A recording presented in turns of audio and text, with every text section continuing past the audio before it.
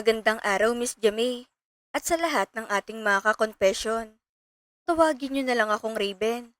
Dito na ako lumaki sa Siargao. Sa isla, kung saan ang bawat sulok ay pamilyar na sa akin. Ang amoy ng alat sa hangin, ang gasgas na puting buhangin sa aking mga paa, at ang init ng araw na tila humahalik sa aking balat araw-araw. Sa edad na 22, masasabi kong kabisado ko ng pasikot-sikot ng dagat. Hindi lang basta kabisado, para na itong bahagi ng pagkatao ko. Alam ko kung kailan magiging kalmado ang alon, at kung kailan ito biglang magagalit. Alam ko kung saan mababaw, kung saan delikado, at kung saan nagtatago ang pinakamagagandang tanawin na tila lihim na iningatan ng isla para lamang sa mga taong marunong maghanap. Bilang isang island tour guide, araw-araw kong hinaharap ang iba't ibang muka ng mga taong dumadayo rito. May mga sobrang saya, parang ngayon lang nakakita ng dagat. May mga tahimik, nag-iisa, tila may tinatakasan. At mayroon ding mga magkasintahan, yung tipong sa bawat hagik-gik nila ay parang gusto mong maniwala ulit sa pag-ibig. Trabaho ko ang ipakita sa kanila kung gaano kagandang paraisong ito. Ipinapakita ko sa kanilang malinaw na tubig ng Sugba Lagoon na parang salamin kung saan makikita mo ang sarili mong hindi nagmamadali. Dinadala ko sila sa Gayuman Island kung saan ang katahimikan ay parang yakap. Simple pero buo. At syempre, hindi mawawala ang Cloud9 kung saan ang alon ay parang sumasayaw sa utos ng hangin. Sanay ako sa paglangoy sa malalalim na bahagi ng Cloud9. Sanay ako sa pag-aasikaso ng mga taong dumarating para magbakasyon at umaalis kapag tapos ng kanilang pananatili. Sanay na ako sa mga paalam na walang kasiguraduhan kung magkikita pa ulit. Sanay ako sa mga pangakong babalik ako na kadalasan ay hindi naman natutupad. Sanay ako sa konsepto ng pansamantala o yun ang akala ko. Isang hapon, habang nag-aabang ako ng mga kliyente sa pantalan, tila mas mabagal ang galaw ng oras. Humahampas ang alon sa gilid ng kahoy na pier, kasabay ng mahinang pag-ugong ng mga bangkang nakatali. May iilang turista na dumadaan, may mga nagkikwentuhan, may mga abalang kumukuha ng litrato. Doon ko siya unang nakita, si Rafael. Hindi siya katulad ng ibang turista na agad mong mapapansin dahil sa ingay o pananabik. Tahimik lang siya, nakatayo sa may dulo ng pantalan. Parang may sariling mundo. May bitbit siyang kamera na tila sanay nang humuli ng mga sandaling hindi napapansin ng iba. At isang maliit na bag na parang sapat na para sa ilang araw na pagtakas sa realidad. Matangkad siya, maayos ang postura, at malinis ang gupit na tila pinag-isipan. Pero ang higit na nakaagaw ng pansin ko ay ang mga mata niya. Malalim, seryoso, at tila may dalang kwento na hindi niya agad ibinabahagi. Para bang hindi siya nandito para lang magbakasyon, kundi para may takasan. Nalaman kong isa siyang arkitekto mula sa Cebu na nag-iisang nagbabakasyon dito para raw makahinga mula sa stress ng lungsod. Raven, pakilala ko sa kanya, sabay abot ng life vest. Sinubukan kong panatilihing profesional ang boses ko, kahit hindi ko maipaliwanag kung bakit parang may kakaibang kaba sa dibdib ko. Rafael, sagot niya. Ang boses niya, Miss Jamie, napakababa at napakakalmado. Parang binayad na alon na humahaplo sa pandinig ko. Hindi malakas, hindi mapilit, pero may kakaibang lalim na hindi mo basta makakalimutan. Sa loob ng 3 araw na kinuha niyang serbisyo ko, hindi lang tungkol sa mga tourist spots ang pinag-usapan namin. Sa unang araw, akala ko isa lang siyang ordinaryong kliyente. Yung tipong tahimik, pero magalang. Pero habang tumatagal, napapansin kong iba siya. Hindi siya yung tipong nagmamadaling magpicture sa bawat lugar. Mas pinipili niyang tumigil, tumingin, at magmasid.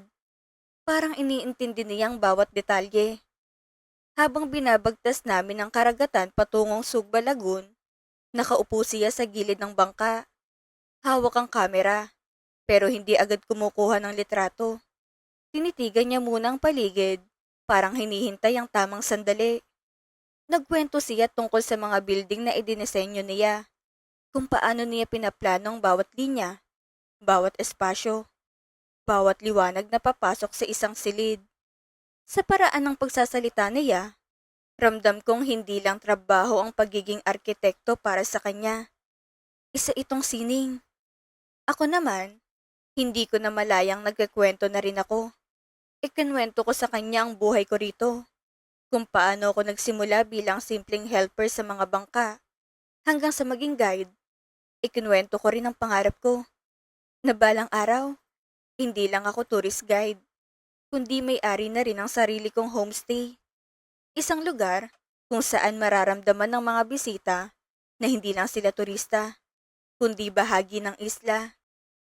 Sa ikalawang araw, mas naging komportable na kami sa isa't isa. May mga sandaling tahimik lang kami habang nasa bangka, pero hindi iyon awkward. Para bang sapat ng presensya namin sa isa't isa. At sa ikatlong araw, doon ko napansin na hindi na siya basta turista sa paningin ko. Nang huling hapunan namin para sa isang sunset tour, kakaibang ihip ng hangin. Mas malamig, mas banayad, na parang may gustong ipahiwatig ang kalikasan. Huminto kami sa isang partikular na spot kung saan ang langit ay kulay kahel at lila. Ang araw ay unti-unting lumulubog at ang refleksyon nito sa tubig ay parang gintong kumikislap sa bawat galaw ng alon. Tahimik ang paligid, walang ibang bangka, walang ingay, kundi ang mahinang hampas ng tubig at ang hangin na dumadampi sa balat. Napakaganda rito, Raven, sabi niya habang nakatingin sa akin. Hindi na sunset. Kinabahan ako. Isang kaba na hindi ko naramdaman kahit sa pinakamalaking alon ng Siargao. Ibang klase ito. Hindi dahil sa takot, kundi dahil sa hindi ko maintindihang anticipation na unti-unting bumabalot sa dibdib ko. Para bang may paparating na hindi ko alam kung dapat kong iwasan o yakapin. Inimbitahan niya ako para sa isang dinner sa isang sikat na resto bar sa tabing dagat. Sabi ko sa sarili ko, trabaho lang ito, Raven. Friendly dinner lang. Ilang beses kong inulit iyon sa isip ko habang naglalakad ako pa uwi. Habang hinuhugasan ko ang alat ng dagat sa aking balat, habang pinipili ko kung anong isusuot ko. Pero ang puso ko, ibang sinasabi. Noong gabing iyon, nagbihis ako ng maayos. Hindi tulad ng karaniwang suot ko bilang guide. Pinili kong isang simpleng damit na bahagyang sumasabay sa galaw ng hangin. Inayos ko ang buhok ko, kahit hindi naman ako sanay mag-effort ng ganito. Habang nakatingin ako sa salamin, may bahagi sa akin na hindi makapaniwala. Ako ba talaga ito? O isa lang itong bersyon ng sarili ko na gustong makita ni Rafael? Pagdating ko sa resto bar, agad akong sinalubong ng mahinang ilaw ng mga decorative bulbs na nakasabit sa mga puno ng niyog. Ang liwanag nito ay hindi nakakasilaw. Sapat lang para bigyan ng init ang gabi. Ang tunog ng reggae music ay banayad, sumasabay sa hampas ng alon sa dalampasigan. May mga grupo ng tao na nagtatawanan. May mga magkasintahan na magkayakap. Pero sa gitna ng lahat ng iyon, tila naglaho ang ingay nang makita ko siya. Nandoon si Rafael, nakaupo sa isang mesa malapit sa dagat. Nakasuot siya ng simpleng polo. Pero sa paraan ng pagkakasuot niya nito, parang may kakaibang dating. Malinis, maayos, at hindi pilit. Nang makita niya ako, tumayo siya agad. At sa sandaling iyon, parang ako lang ang laman ng mundo niya. Umupo kami at nagsimula ang gabing puno ng mga usapan na mas malalim kaysa sa inaasahan ko. Sa bawat tanong niya, ramdam kong hindi lang siya nakikinig. Iniintindi niya ako. At sa bawat sagot ko, unti-unti kong binubuksan ng mga bahagi ng sarili ko na matagal ko nang tinatago. Uminom kami ng ilang baso ng cocktail.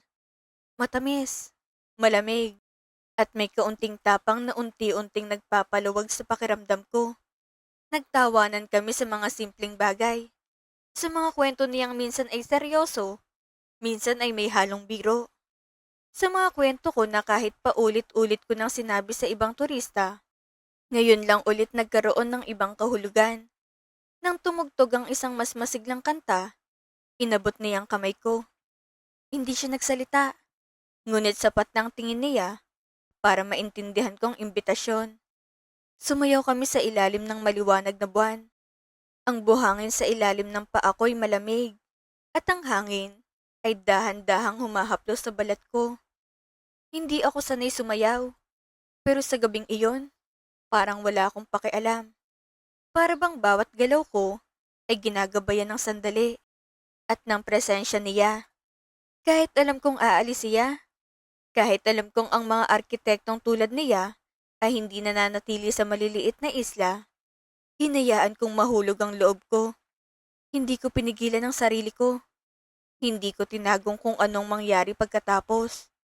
Nahulog ako sa paraan ng pagtingin niya sa akin, na tila akong pinakamahalagang tao sa islang iyon. Parang sa bawat titig niya, sinasabi niyang sapat na ako, na hindi ko kailangang maging iba para mapansin. At doon ako tuluyang natalo. Nauwi ang gabi sa beach villa na tinutuluyan niya. Tahimik ang paligid, maliban sa tuloy-tuloy na ingay ng alon na humahampas sa pampang. Parang saliw sa bawat tibok ng puso ko. Ang ilaw sa loob ay mahina, nagbibigay ng aninong gumagalaw sa dingding habang pumapasok ang hangin mula sa bukas sa bintana. Doon, sa gitna ng gabing tila tumigil ang oras, sumabog ang lahat ng emosyon na pilit kong kinokontrol. Hindi na ako ang Raven na sanay sa paalam, sanay sa pansamantala. Isa na akong babae na gustong maramdaman ng isang bagay na totoo. Even if only for a moment. Isang gabi na puno ng init, pagnanasa, at tila ba pagtakas sa realidad. Hindi man ito perpekto, hindi man ito tama sa mata ng iba, pero sa sandaling iyon, wala akong pinagsisihan. Dahil sa bawat haplos, sa bawat tingin, sa bawat katahimikan na magkasama naming pinunan, naramdaman kong buhay na buhay ako. Isang pagtikim sa bawal, pero napakasarap na karanasan. Sa bisig ni Rafael, nakalimutan kong bukas ay kailangan niyang lumipad pabalik sa Cebu. Ngunit ang bukang liwayway ay hindi naging mabait sa akin. Hindi ito yung tipo ng umaga na unti-unting gumigising ang mundo sa liwanag. Hindi ito yung umagang may pag-asa. Ito yung umagang tahimik. Masyadong tahimik. Na parang may kulang kahit hindi mo pa alam kung ano iyon. Nagising akong mag-isa. Mabigat ang talukap ng mga mata ko. At sa unang iglap, inakala kong natutulog pa rin siya sa tabi ko. Pero nang igalaw ko ang kamay ko sa kabilang panig ng kama, malamig na. Walang init na inaasahan ko. Walang presensyang nakasanayan ko sa iisang gabi na parang naging isang buong mundo. Malamig na ang kabilang panig ng kama. Wala nang kanyang mga gamit. Wala nang kanyang kamera. Walang iniwang sulat. Walang iniwang numero. Wala kahit thank you o goodbye. Umalis si Rafael nang walang pasabi para sa kanyang maagang flight. Napaupo ako sa kama. Dahan-dahang pumapasok sa isip kong katotohanan. Ang mga kortina ay bahagyang gumagalaw dahil sa hangin mula sa dagat. Ang tunog ng alon ay pareho pa rin. Tuloy-tuloy. Walang pakialam sa nangyari. Pero ang loob ko, parang biglang naging hungkag. Amoy ng dagat ang tanging naiwan sa silid. Isang amoy na dati kong kinagigiliwan. Pero sa sandaling iyon, tila naging paalala ito ng isang gabing hindi na mauulit. Doon ko napagtanto na para kay Rafael, isa lang pala akong bahagi ng kanyang Siargao experience. Isang summer fling. Isang magandang ala-ala na iiwanan niya kasabay ng mga shell na napulot niya sa dalampasigan. Hindi ako naging espesyal. Hindi ako naging dahilan para manatili siya. Isa lang akong kwento na ikikwento niya siguro sa iba. kung ikikwento man niya. Umuwi akong mabigat ang loob, pero pinilit kong magpatuloy. Ang bawat takbang ko pauwi ay parang may bigat.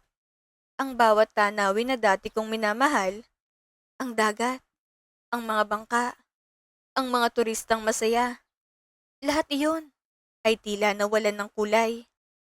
Tour guide ka, Raven. Sanay ka sa mga taong umaalis. Paalala ko sa sarili ko. Paulit-ulit kong sinasabi iyon habang pinipilit kong ngumiti sa mga susunod kong kliyente. Habang ipinapakita ko ulit ang parehong mga isla, habang inuulit kong parehong mga kwento.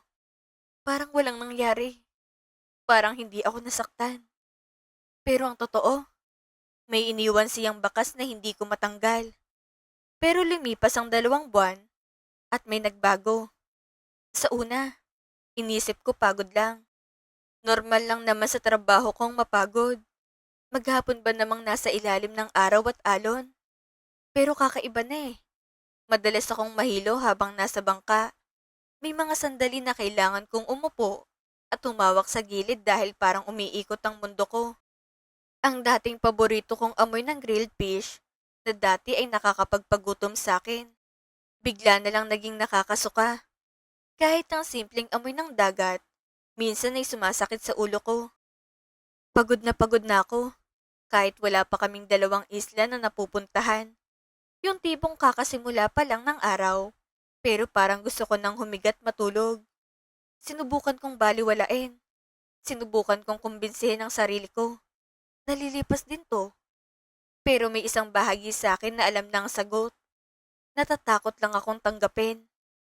Bumili ko ng pregnancy test sa bayan. Hindi ko makalimutan ang pakiramdam habang hawak ko iyon. Parang ang gaan niya sa kamay ko. Pero ang bigat ng kahulugan. Habang naglalakad ako pa uwi, pakiramdam ko lahat ng taong makakasalubong ko ay alam ang sikreto ko. At doon, sa loob ng maliit na banyo ng aming bahay, yung banyo na ilang beses ko nang ginamit ng walang iniisip, parang biglang naging ibang lugar. Tahimik, masikip, at puno ng kaba. Habang inihintay ko ang resulta, naririnig ko ang sarili kong paghinga. Mabagal, mabigat, parang bawat segundo ay tumatagal ng 1 oras. At nang tignan ko, nakita ko ang 2 guhit. Buntis ako. Hindi ako agad nakagalaw. Para bang may pumigil sa oras. Ang hawak kong test ay nanginginig. O baka akong nanginginig. Hindi ko alam kung iiyak ba ako, sisigaw, o tatawa sa hindi ko maipaliwanag na sitwasyon. Nilamon ako ng takot, Miss Jamay. Hindi ito yung simpleng takot na nararamdaman ko kapag malakas ang alon o kapag may bagyo. Ibang klaseng takot ito. Yung takot na may kasamang responsibilidad, realidad, at kinabukasan na hindi ko planado. Paano ko papalakihin ang batang ito ng mag-isa? Paano ko harapin ang mga tanong ng mga tao? Paano ko ipapaliwanag ang isang kwento na kahit ako ay hindi ko lubos maintindihan kung paano magsimula at kung bakit biglang nagtapos? Ang tanging alam ko lang ay ang pangalan ni Rafael. Wala akong paraan para mahanap siya sa laki ng Cebu o sa dami ng arkitekto roon. Mag-isa ako sa maliit na islang ito kung saan mabilis kumalat ang balita. Naranasan ko ang mga mapanghusgang tingin. Hindi ko man sila direktang kausap. Ramdam ko ang bigat ng bawat titig. Mula ulo hanggang paa.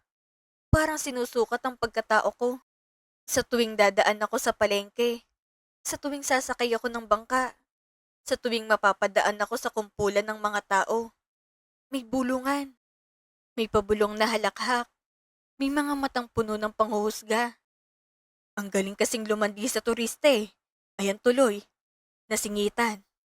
Narinig kong sabi ng isang kapitbahay. Hindi niya alam na narinig ko siya. O baka alam niya.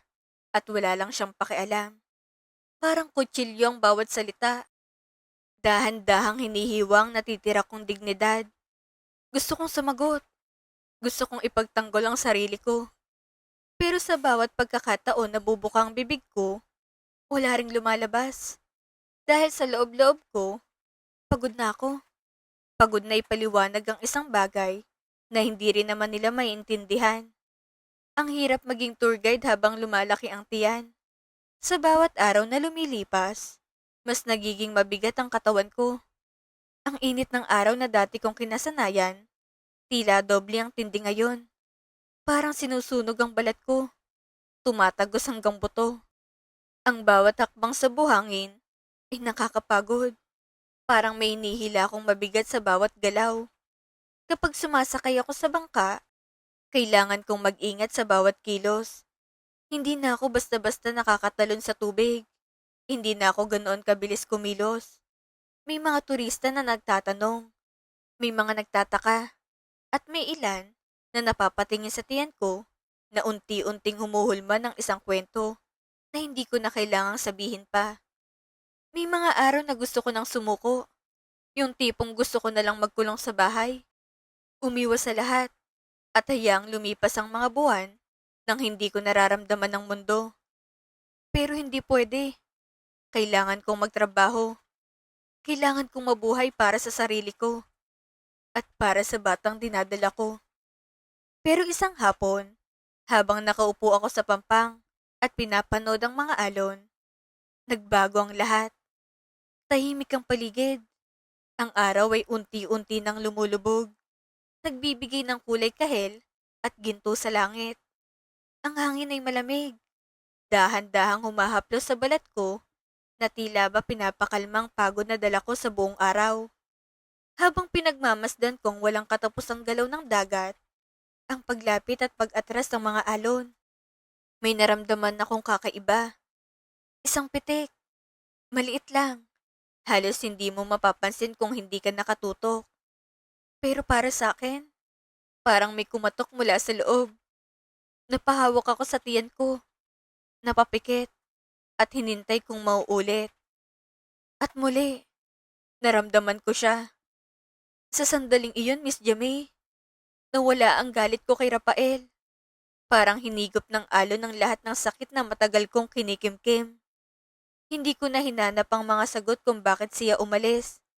Hindi ko na inusisa ang mga tanong na walang kasiguraduhang masasagot. Nawala ang takot ko sa hinaharap. Dahil sa unang pagkakataon, naramdaman kong hindi na ako nag-iisa. Napagtanto ko na ang batang ito ay hindi isang pagkakamali. Hindi siya bunga ng isang gabi lang. Siya'y isang buhay. Isang tibok ng puso na unti-unting lumalakas sa loob ko. Isang presensyang kahit hindi ko pa nakikita, ay nararamdaman ko na. Isang bagong misyon. Maaaring arkitekto si Rafael. Pero ako ang gagawa ng pundasyon ng buhay ng anak ko. Hindi ko kailangan ng blueprint o plano mula sa iba. Gagawa ko ng sarili kong paraan. Huhubugin ko ang mundong kalalakihan niya. Isang mundong puno ng pagmamahal. Kahit kulang. Ngayon, habang hinahaplos ko ang aking tiyan at pinagmamasdan ng paglubog ng araw, iba ng pakiramdam. Ang dating lungkot na bumabalot sa bawat dapit hapon ay napalitan ng katahimikan na may halong pag-asa. Hindi na lungkot ang nararamdaman ko. Ngiti na ang nakapinta sa aking mga labi.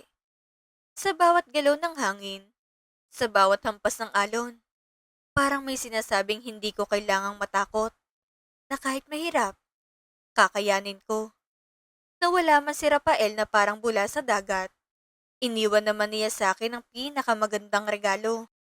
Ang pagkakataong maging isang ina. Hindi ko na siya kailangang hanapin pa. Hindi ko na kailangang habulin ng isang taong piniling umalis. Kaming dalawa ng anak ko. Sapat na kami. Dito sa Siargao, kung saan ang mga alon ay laging bumabalik sa pampang. Alam kong makakahanap ako ng sarili kong kapayapaan. Ang kwento ni Raven ay nagpapaalala sa atin na hindi lahat ng umaalis ay may balak bumalik. Ngunit ang bawat paglisan ay nagiiwan ng pagkakataon para sa isang bagong simula. Minsan, ang mga pagsubok na tila pagkakamali sa mata ng mundo ay ang siyang magbibigay sa atin ng pinakamalaking lakas at layunin sa buhay. Ang tunay na katapangan ay hindi ang pag-iwas sa sakit, kundi ang pagtayo at pagharap sa responsibilidad ng may dangal at pagmamahal, kahit gaano pa kahirap ang sitwasyon. Kayo mga ka-confession, anong aral ang inyong nakuha sa kwento ni Raven? I-comment ang inyong saloobin sa ibaba. Muli, itong inyong lingkod, Miss Jamay.